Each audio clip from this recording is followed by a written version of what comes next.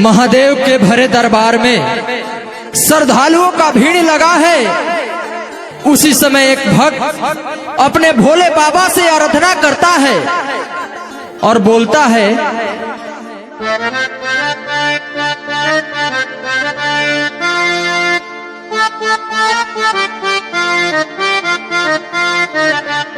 जैसे तुहके चाहेली पार्वती, कौनो पगली के हमरो फेर बनमती। जैसे तुहके ए बाबा तुहके चाहेली पार्वती, कौनो पगली के हमरो फेर बनमती। जैसे तुहके ए बाबा तुहके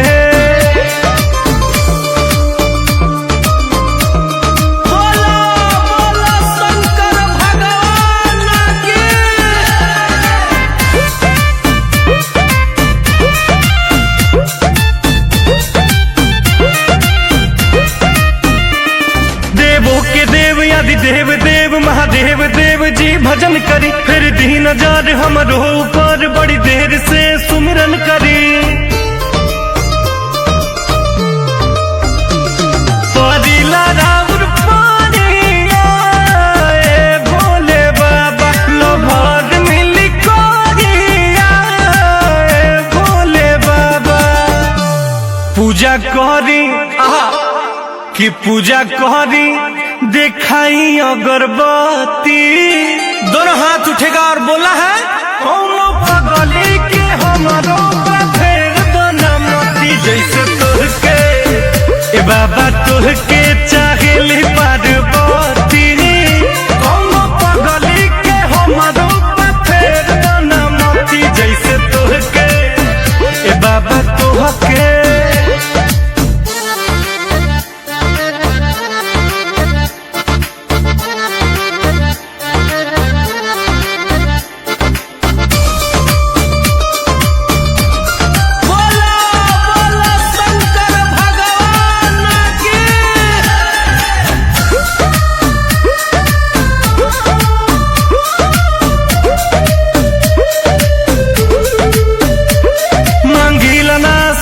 चनी मांगिला नाही महल जी, तेरी हाथ हमरा माथ पायत ने कदी ही कहल जी।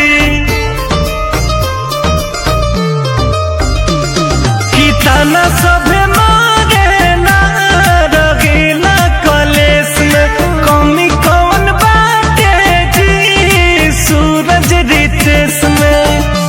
त माफ कह दी माफ कह दी जवन भइल गलती, बाबा जागा हो, कौनो पगली के हमरो फेर बनमती। जैसे तुहके ए बाबा तुहके चाहेली पार्वती,